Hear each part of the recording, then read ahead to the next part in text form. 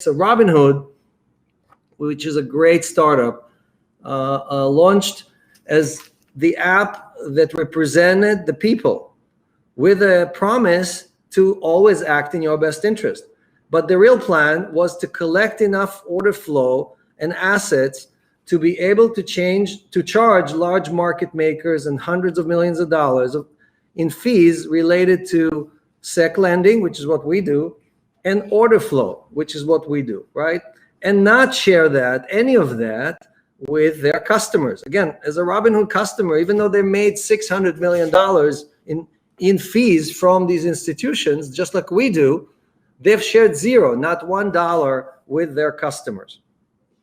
Recently, when the GameStop short squeeze took place, it turned out that Melvin Capital, one of the largest hedge funds shorting GameStop, and is owned by Citadel and Point72. They're the largest LPs in that fund.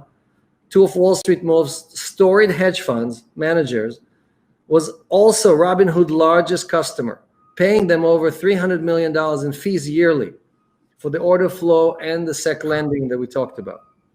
Here, Robinhood CEO and its board had an impossible choice. The choice that King Midas had to do in Greek mythology. If you don't know Greek mythology, look it up. Google has a great write-up about it. Whether to side, right, with their customers, Robinhood had to decide, do I side with my customers and let them make the $15 billion in earnings that accumulated, right? Because until you sold that position in GameStop, you didn't really actually make the money. So you had to exit the position to take the money from the hedge fund, right? So Robinhood had to make the choice to side with the average person who made 15 billion, or to hold trading and allow only the sale of GME to enable the money-hungry shorts to cover their position at lower prices and avoid massive losses, right? Here, Robinhood showed its real colors and sided with the money, right? Not with their customers. Greed won again, as it usually does on Wall Street. It was not only Robinhood, Interactive Broker, Ameritrade, Charles Schwab, who's my neighbor below me, right here in my building, in the Crypto Castle, all sided with Citadel and Point72 by blocking all of their customers from exiting their positions and pocketing $15 billion. Right? So together, they represent, all these companies together represent over 30% of the daily volume on the NASDAQ and on the New York Stock Exchange. The action managed to get GME stock down to $90 yesterday, briefly, from the $469 at the peak, meaning they saved themselves over 2/3 of the losses by taking this action, unilateral action, which is probably illegal. Right, and gave instant relief to the struggling hedge funds, which had to cover over $8 billion in additional collateral overnight. So last night, the night before, sorry, 2 nights ago, Point72 and Citadel had to cough up $8 billion just not to be liquidated, just to stay in the game. Okay, that's how painful this was for them, right? The one time the average investor managed to win out a round against the mighty sharks on Wall Street, the referee blew the whistle and changed the rules to allow the mighty to avoid staggering losses. And now the redistribution of wealth moment has come and passed. That's exactly what happened yesterday. There was a moment of redistribution of wealth, but somebody stopped the clock and said, sorry, we're not going to let that happen. We don't care how illegal it is. For $8 billion in losses or $15 billion, we're willing to fight it out in court. Since no one ever went to jail, we know, worst case, we're going to pay a fine, and that fine is going to be less than $8 billion. Right. The losses on some legal strategy that may or may not work out 5 years from now. Exactly.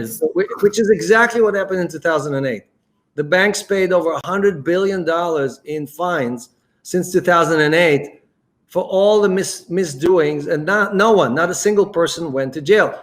We are not going to fix this by trying to change the rules or electing new government or protesting on the street. We're going to win this by creating our own game.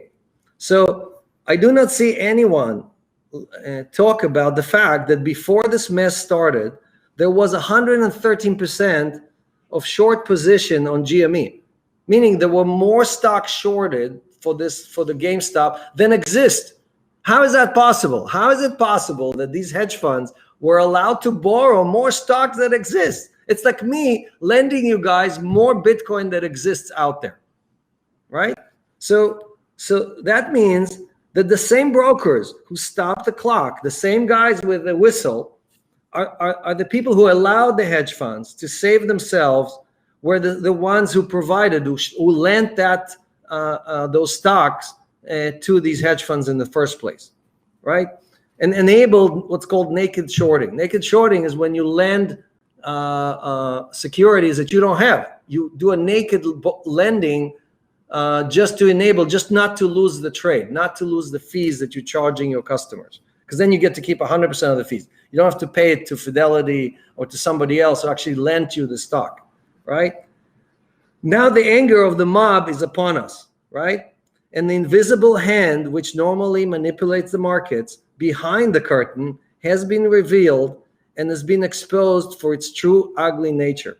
Everyone can now see that the mighty Wall Street kings are not super smart, nor do they have superhuman skills. They just get to cheat again and again and get away with it. All right, so that's my comments on GameStop. So I'm inviting all the traders, all the guys who are fighting it out on Wall Street, fighting it out on NASDAQ and the New York Stock Exchange, to come and play in our sandbox, where the rules are fair, where the game is straight, where everybody gets equal chance, and we are allowed to huddle together, get together, and create what Celsius created, right? For the community, do good, do well. This is the way.